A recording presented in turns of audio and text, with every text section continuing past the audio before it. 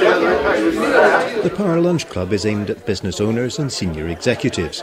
Its speakers from both public and private sectors are people who've been in that position and succeeded. Ian Richie is such a person. Today he's a business angel, someone who invests in young companies that he thinks have the potential to grow. But he himself has a history of spotting business opportunities, especially at the start of the modern era of personal computing. The Apple Macintosh was launched in 1984. That was the very first computer that people could buy and use that was a graphics-oriented computer. Before then, computers were just text. You know, the little green letters on a green screen. And the fact that you could actually start to look at documents like they were real documents with real layout and real graphics and different typefaces and all these sort of things. We thought that was pretty important, and we were involved in that sort of business before in ICL. And so we thought we could exploit that type of opportunity and build software for it. And we decided to go into a bit of software which turned out to be very big indeed. He tells of his meeting with Tim Berners-Lee at a conference and the way they didn't come to any arrangement in a straightforward, matter-of-fact way. He has no regrets over that decision, but that's not the case with everything he's done. I regret not using the information that I knew as the web developed. I was able to identify the web as having huge potential by 1993, and relatively few people knew that, and relatively few people would have known how to get the technology together to exploit that. But I did. So I saw the Netscape browser, well, the predecessor to the Netscape browser, in '93 at the Hypertext conference in Seattle. And I thought, yeah, that's looking pretty good. This is going to make sense. I had the technology. I knew the people who could easily have built tools for that environment.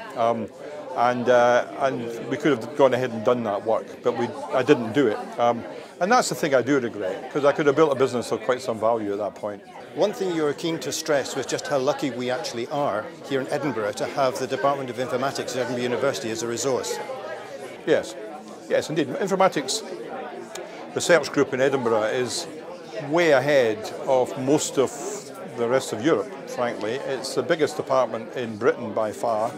It's not only big, but it's very high quality. It's rated the top. It's #1 computer science research department in Britain. It's bigger than MIT, it's bigger than Stanford. And so the things they're doing there is so cutting edge. They're working on all sorts of new systems and new developments and so forth. So it's a real great resource.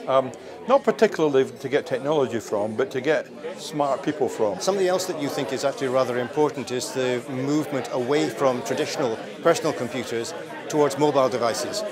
I mean, one thing that's happening right now, absolutely as we speak, is that personal computers are really dinosaurs. I mean, a personal computer is not really a very suitable product for most people now. Tablets are. The tablet is, and people are beginning to realise that. But I mean, I take a tablet to most of the meetings I go to. I don't take when I travel these days, I don't take a personal computer. I just take a tablet because it gives me all the information I need. And if I want to do some editing, I can do a little bit of that. But really, most of the time, I want to consume. So that's breaking, new tablet formats, smaller tablets, tablets that can be customised. The great thing about tablets is you can customise them, so you can make a dedicated application based on a tablet that only does that, doesn't do anything else. And that type of model is coming forward. So that type of thing, connectability, connected onto the internet at all times, there's huge potential in this area that's hardly been scratched yet.